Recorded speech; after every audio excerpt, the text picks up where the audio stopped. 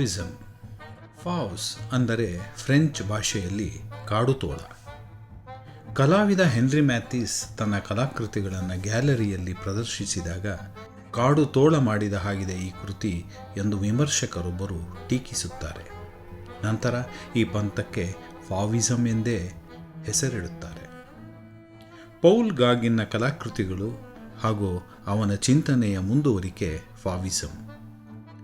ಫಾವಿಸಮ್ನ ಗುಣಲಕ್ಷಣಗಳು: ಇಲ್ಲಿನ ಶೈಲಿಯಲ್ಲಿ ಟ್ರೈಬಲ್ ಆರ್ಟ್ ಅಂದರೆ ಬುಡಕಟ್ಟು ಜನಾಂಗದವರ ಗಡುಸುತನವಿದೆ, ಒರಟುತನವಿದೆ, ಗಟ್ಟಿತನವಿದೆ. ಬಣ್ಣಗಳ ಬಳಕೆಯಲ್ಲಿ ಹೆಚ್ಚು ಪ್ರಾಥಮಿಕ ಬಣ್ಣಗಳನ್ನು ಬಳಸ್ತಾರೆ.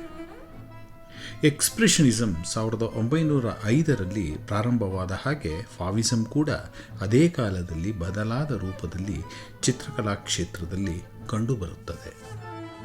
ಫಾವಿಸಮ್ನಲ್ಲಿ ಸರಳತೆ ಹಾಗೂ ಅಮೂರ್ತತೆಯ ಅಂಶಗಳನ್ನು ಕಾಣಬಹುದು. ವಿನ್ಸೆಂಟ್ ವ್ಯಾನ್ ಗಾಗ್ನ ಪೋಸ್ಟ್ ಇಂಪ್ರೆಷನಿಸಮ್ನ ಅತಿಯಾದ ಬೆಳವಣಿಗೆ ಹಾಗೂ ಸೂರೆಟ್ ಅವರ ಪಾಯಿಂಟಲಿಸಮ್ನ ಮಿಶ್ರಣದೊಂದಿಗೆ ಪೌಲ್ ಗಾಗಿನ್ ವರ್ಣತತ್ವಗಳನ್ನು ಫಾವಿಸ್ಟರ ಕೃತಿಗಳಲ್ಲಿ ನಾವು ಕಾಣಬಹುದು. ಈ ಫಾವಿಸಮ್ನ ಪ್ರಮುಖ ಕಲಾವಿದರು ಹೆನ್ರಿ ಮ್ಯಾಥೀಸ್.